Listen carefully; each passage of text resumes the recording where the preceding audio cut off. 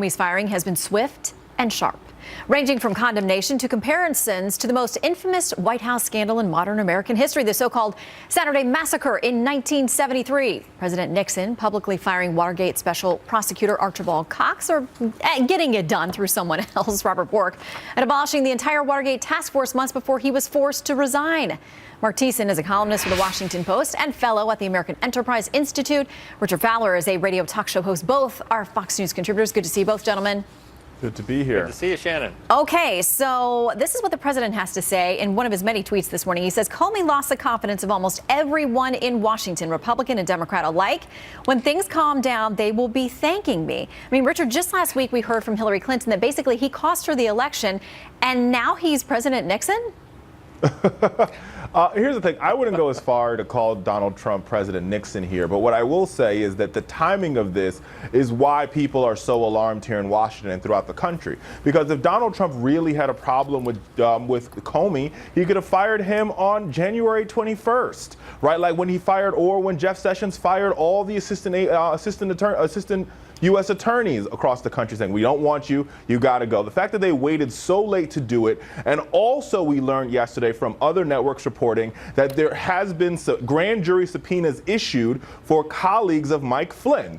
Right? So this is all very leery to me. I think the best way to solve this problem for the Trump administration, I said this over and over again, and for House and Senate Republicans, is to ask for a commission. The Democrats get to pick 3 folks, Republicans get to pick 3 folks. You put someone like Condoleezza Rice on there, Colin Powell, people with integrity, to get to the bottom of this entire Russia, U.S. elections, Lucifer, Roger Stone, WikiLeaks, get all of it out and have some folks deal with it outside of the political rancor. Yeah, I mean, there are a number of congressional committees investigating. There are a number of other law enforcement agencies investigating. I mean, there's so many of these going on that the calls for this, they're being shot down this morning that it's not going to happen. Although, I would note there are Republicans who are calling for some sort of outside body or investigation. Mark, I want to read something from Michael Waldman. He's a former speechwriter for former President Clinton. He's with the Brennan Center for Justice.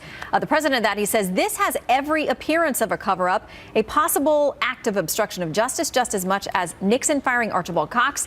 That's the only comparable historical precedent I can think of. He called it terrifying on multiple levels. Mark? It's ridiculous. I mean, look, you know who's pushing back on the Nixon comparison? The Nixon people. The Nixon Library tweeted out last night, quote, fun fact, Richard Nixon never fired a director of the FBI. Hashtag not Nixonian. So even the Nixon people reject the analogy. And look, in the 1970s, there were no Democrats who were saying they had lost confidence in Archibald Cox. All these Democrats who are slamming Donald Trump today, 24 hours ago, they were complaining about James Comey, that he had delivered false testimony saying that Huma Abedin had forwarded thousands of emails to Anthony Weiner that contained classified information, and he had to back off of that. So 24 hours ago, James Comey was still, incompetent person who was throwing these unscurrilous charges against the Clinton people, and now all of a sudden he's St. James, and Donald Trump is Richard Nixon for firing him. I mean, which is it? Well, here, let me just make one point on this, and I think you have to replace the names on this one, right? So if President Barack Obama had fired James Comey on October 28th, Republicans, people like Marc's head would have exploded. How awful this is. This is a total White House cover-up. This is bad for business. So now you can't really get mad at Democrats for saying, there's something fishy here, because I think we can all agree. Jeff Flake, senator from Arizona, said the timing on this is questionable, which is why I go back to my previous point. Now more than ever, a select committee. You're right, Shannon. There are like 8 different investigations happening. How about we make it one and save the taxpayer dollars, taxpayers some money, and have a commission deal with this? And if they recommend a special prosecutor, then they recommend it. All right. Since your head explosion has been suggested, Mark, 10 seconds to you. Final word here. Sure. I mean, what Richard and all the other people are not telling us is, how does Donald Trump benefit from this? And the answer is he doesn't. If anything, he's hurt by this. The Russia investigation is going to go on. There are career FBI agents who are investigating this stuff, and there may actually be Republicans break away now and support the independent commission that Richard is talking about. And second of all, he's got to get a new FBI director in place. Can you imagine the political circus those confirmation hearings are going to be? Democrats are going to have a field day.